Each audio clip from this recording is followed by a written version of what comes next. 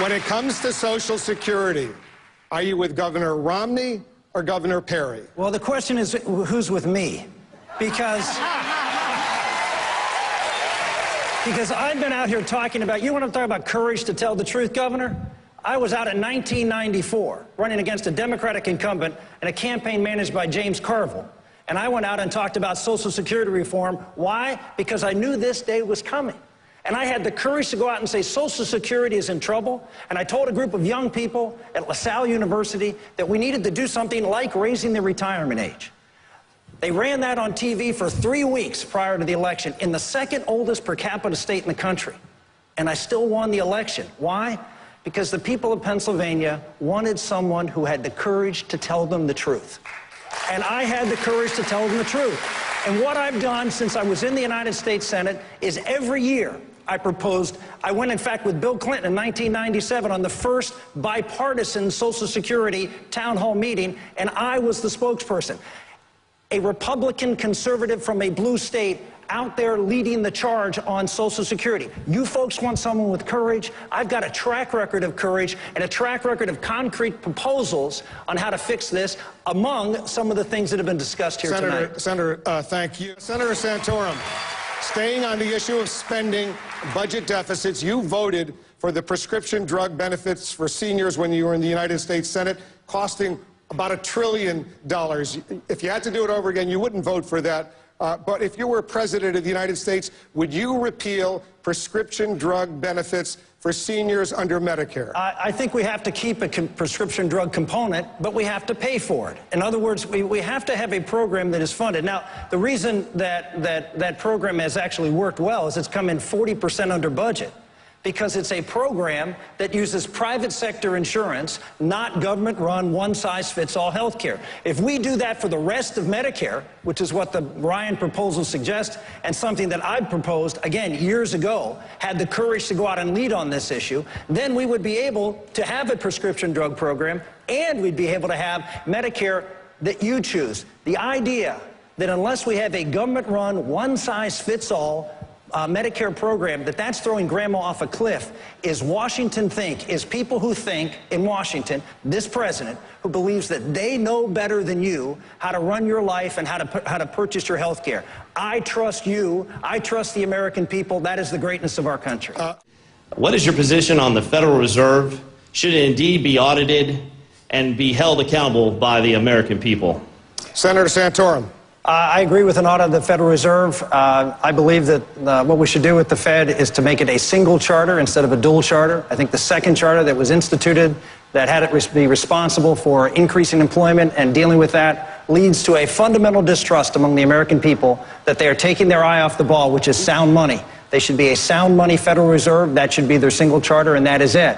With respect to some of the questions that were asked in the last segment on the economy, I would just say this. Some people say that Barack Obama's economy is a disaster. My feeling is it would have to make a dramatic improvement just to be a disaster.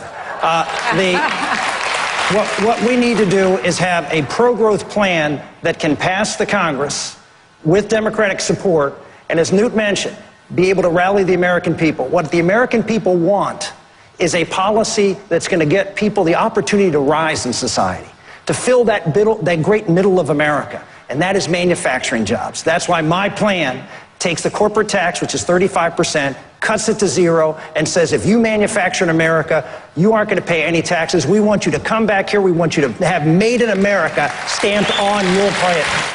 I think we need to hear what Governor Perry is saying. He's saying that his policy was right. He believes that what he did was right. He thinks he's going about it the wrong way. I believe your policy is wrong. Why?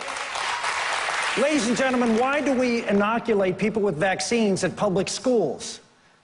Because we're afraid of those diseases being communicable between people at school. And therefore, to protect the rest of the people at school, we have vaccinations to protect those children. Unless Texas has a very progressive way of communicating diseases in their school by way of their curriculum, then there is no government purpose served for having little girls inoculated at the force and compulsion of the government. This is big government run amok. It is bad policy, and it should not have been done.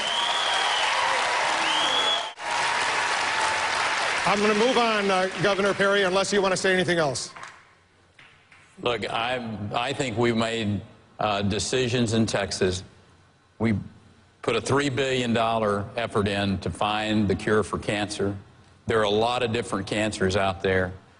Texas, I think, day in and day out, is a place that protects life. I've passed parental notification pieces of legislation. I've been the most pro-life governor in the state of Texas. And what we were all about was trying to save young people's lives in Texas. Then give parents the opt-in as opposed to teach them, let them opt in, but do not force them to have this inoculation. What would you do? What would you do to remove the illegal immigrants from our country? Senator Santorum, maybe 11, 12 million illegal immigrants in the United States. What would you do? I've said this from the very beginning. I'm the son of an Italian immigrant. I believe in immigration. I believe that immigration is an important part of the lifeblood of this country. But what we have is a problem of an unsecure border.